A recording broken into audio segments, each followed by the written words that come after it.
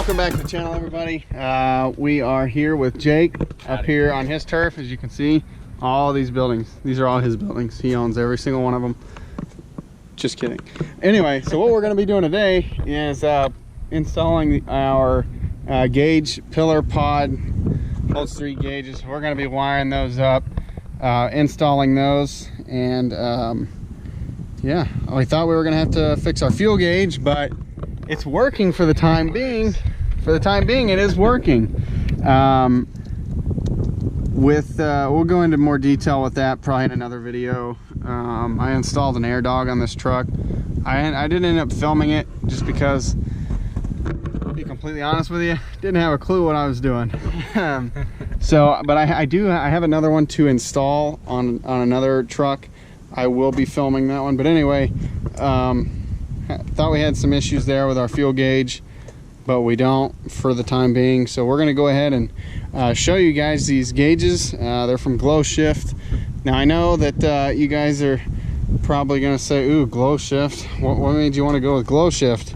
Well, they're cheaper is what made me want to go with Glow Shift. So we've got a 100 psi boost gauge, fuel rail pressure gauge up to 30,000 psi, and then naturally you got to have the exhaust gas temp gauge for all you Cummins owners out there. But we got all of our accessories here, pigtail harness, gauge pod here. Kind of I'm unsure about it. We'll see how it goes as we get everything wired up. Oh, we have something to show you guys though. Jake here bought a new tool.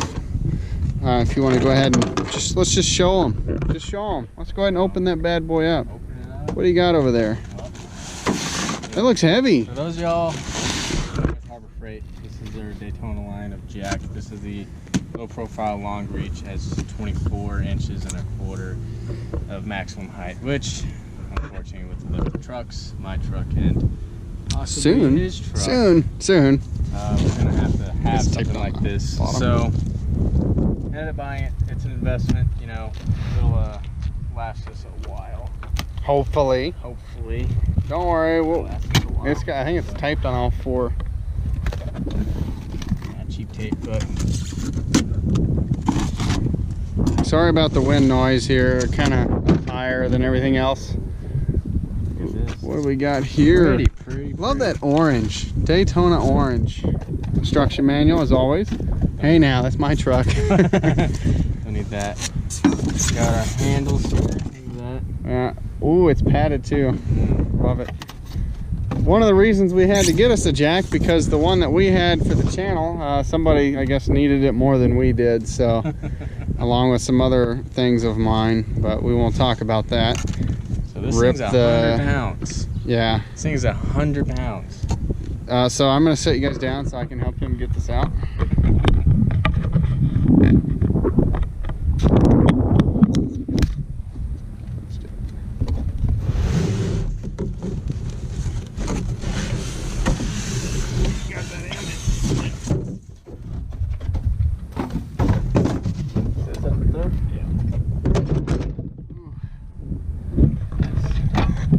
Very nice.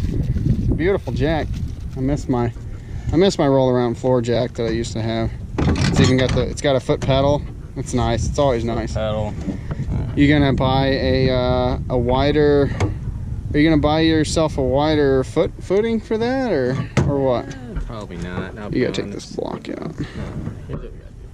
We gotta get her all together, right? That doesn't move. And then push that down, and the block comes out. And then, boom. Look at that. It's tight. And then, yeah. Ooh. Look at that. How high will this thing go? 24 inches, well, 24 and a quarter inches, sorry. Wow. They're still going. They're still going. That's it. Right there. And then, we gotta loosen her up. Wow. Lovely. Well, this is just a little sneak peek for tool review Tuesday. You guys will see more about this on Tuesday. So we're going to go ahead and get started with our main course, our main project, main meal here. We're going to go ahead and get started with that. Alright, so what are we doing? Alright, so first we're going to go ahead and start with our turbo pressure gauge. Have this boost bolt adapter. You do have to order, like, you don't have to order it separate, but there's a tab whenever you go to order these, and just make sure that you go ahead and select it. You have to select it, and then here's the line for the boost, and it's got some other fittings in there. Basically, this is going to go down in here. Oh, let's see if I can get a good shot here. So this is our intake, this corner bolt here, which is a little warm. The boost bolt's going to be going right there. So that's what we're going to start with. We're going to put that in, get our line ready to run, and then go from there.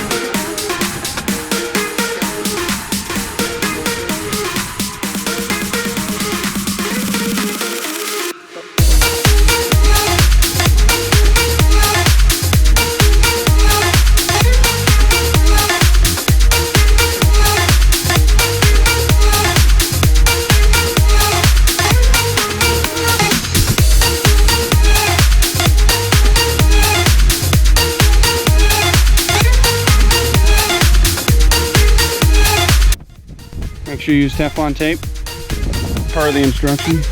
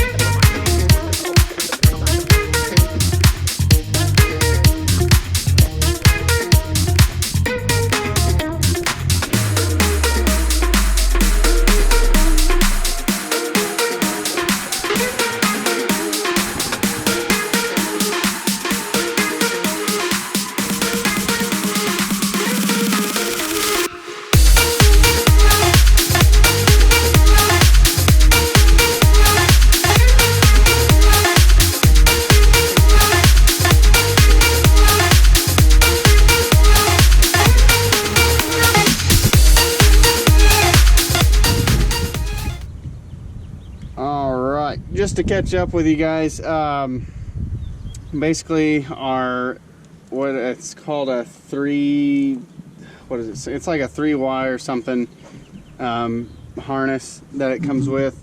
Well, actually it doesn't come with, you have to buy it. It's actually a separate product, but anyway, which you will need because the wires they provide are not long enough.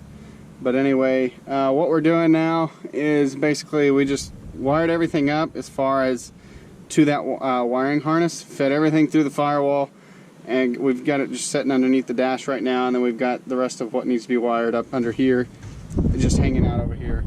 So we've got our boost boost line ran and everything. We're gonna wire it to the fuse box.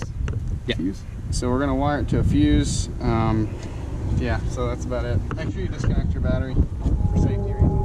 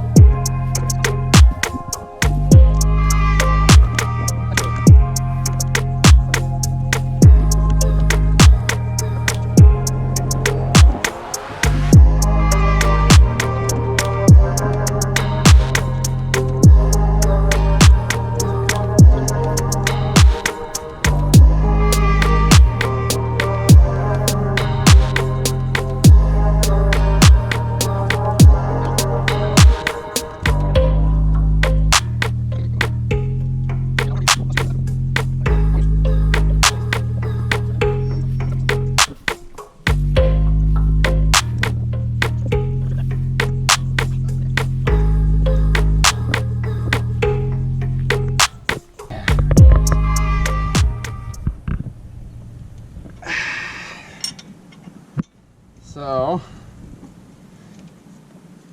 putting the EGT, yeah, it's in there. So we put the EGT probe in with our 14mm wrench. Craftsman, not sponsored. Anyway, we should, you know, if Craftsman did want to sponsor us, that would be great, you know. Just a thought. But anyway, so what we're going to do now is we've just about got everything hooked up. The only thing that left that we got to put connect is the harness, if you will, to the back of the gauges, and then our EGT probe to the back of the gauges.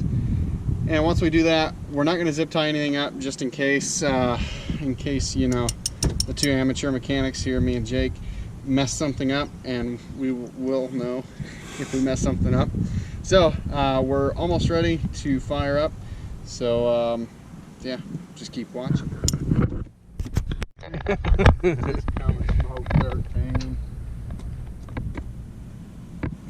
All right, so we're back here. Just about, I think, got everything finished.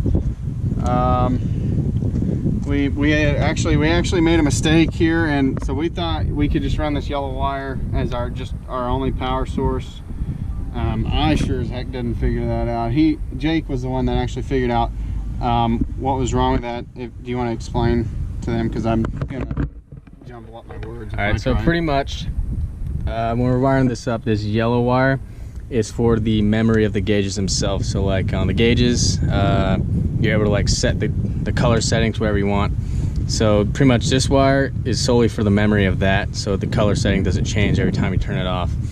And then our red wire goes to a ignition source. So whenever you turn the ignition on, that's when the gauges power up. So pretty much we got those kind of jumbled up. The instructions weren't very good when we were reading them. So yellow wire has constant power, solely just to memorize what color the lights you want them. And then the red wire, as with normal electronics and your wiring things, red wire is always a power wire. So I don't know why we didn't think of that until we got everything wired up. So maybe we didn't read the instructions really at all. We read like 2 pages. No, and Not even. Not even two full pages. But I am not a electrical wiring person for sure. I would not have known how to do this by any means. So basically now we're gonna go ahead and fire it up and see if they work. Obviously, we still have to button everything up and make sure it's nice and pretty, but nah, we're gonna leave it like this. Here, gauge cluster, all that go. fucking pods in the back there. Here we go. Oh, Wow. it's going places. So you can set the colors on those buttons. Change there. each color. That's apparently I think it has 7 different colors. Nice voice crack. Thank you. All right. Let's fire them up and see if they work.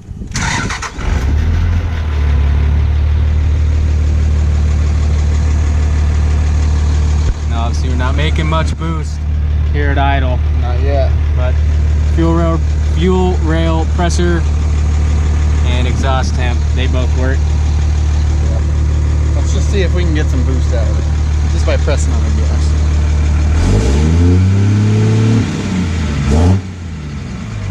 It moved a little. The truck just sounds so good. I mean, you can't expect it to make boost, you know. Yeah, we got a new turbo. It makes boost. All right, so we're gonna go ahead and shut it off. We're gonna go ahead and shut it off, button everything back up, and then clean up, and we will be completely done here. So finally, I don't have to look at that empty pillar because my handle broke months ago. And I said, oh yeah, there's no point in buying a new handle, you know. I'm gonna buy a gauge pod anyway 4 or 5 months down the road. Tired of looking at it. Finally got it though. Yeah, so we're gonna start zip tying. We're just gonna go ham with zip ties now, try and make it look good. So let's get to it. All right, get closer. Closer. That way. You're gonna be in it too, right? Yeah. Is it recording? It is recording. All right. Well. All right, so we got the gauges on. Everything's hooked up. Everything's zip tied. The wires that are down there dangling are not to the gauges. Those are to the previous tuner. Banks 6-gun monster ram. That's beside the point. We really didn't have a whole lot of issues installing it. It's pretty clean cut. Just gotta make sure you have someone that knows a little bit about electricity. Not me. Not me. We haven't found my niche yet. Just kidding. But yeah, so those cost me like, what did I say? Like it was like $350, somewhere around in there. I'm not real impressed with this gauge pod. I don't want to move the camera because it's set up. It's showing both of us. So this is the outro. We're getting out of here anyway. Yeah. So I'll do a review later on the gauge pod, the pillar pod, whatever you want to call it. It's pretty cheap. It's pretty cheap. But it works. It works. It works. And it looks better than it looks better than having nothing there. Yeah. So yeah, and I think that's gonna wrap up this video. So if you liked what you saw today, make sure you hit that like button, subscribe, leave a comment down below if you have any questions, and other than that, we'll see you guys next time.